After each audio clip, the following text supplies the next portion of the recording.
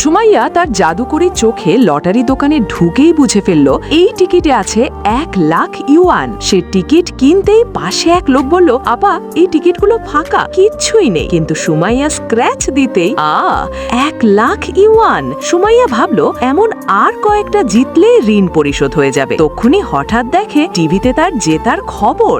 সে ভয় পেয়ে যায়, এভাবে চললে তো সবাই তাকে সন্দেহ করবে।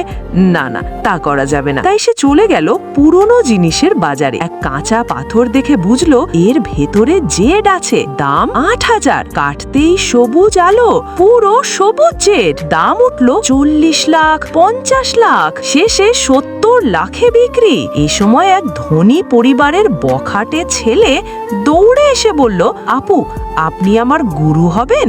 সুমাইয়া চমকে উঠল, এ কেমন স্বর! তখনই যেন কাতর মিনতি, আপু প্লিজ একটু সাহায্য করুন। ভালো করে চেয়ে দেখে সুমাইয়া তো অবাক। এ যে হাইসি শহরের সেই ক্ষমতাশালী গু পরিবারের দ্বিতীয় ছেলে। কোটিপতি হয়ে এত অসহায় অনুরোধ। ছেলেটির দীর্ঘশ্বাসে যেন জমে থাকা ক্ষোভ। আমার গার্লফ্রেন্ড আমাকে ছেড়ে বড় ভাইকে বেছে নিয়েছে, কারণ সেই আসল কোটিপতি।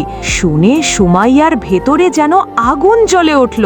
তুমি শুধু গার্লফ্রেন্ড হারিয়েছ, আর আমি তো কোটি টাকার ঋণে ডুবে। ছেলেটা হতবাক, আপনার মতো দক্ষ তাও ঋণ। তখনই যেন ছেলেটার চোখে এক নতুন ঝলক। আপু চলেন কিছু করি। সুমাইয়াও যেন একটা সুযোগের গন্ধ পেল। ঠিক আছে চল, আমি একটা শেয়ার দিই, জিতলে 2 ভাগ। ছেলেটা চমকে উঠল, সে তার টাকায় শেয়ার। এবার দেখার পালা। সুমাইয়ার চোখে মুখে এক তীক্ষ্ণ দৃষ্টি। এটা লোয়ার লিমিটে, উঠবে অথবা মরবে। ছেলেটা ঝুঁকি নিল টানা 3 দিন। অবশেষে এল সেই মুহূর্ত। লাভ প্রায় 15 লাখ। ছেলেটা আনন্দে লাফিয়ে উঠল, আপু আপনি অসাধারণ।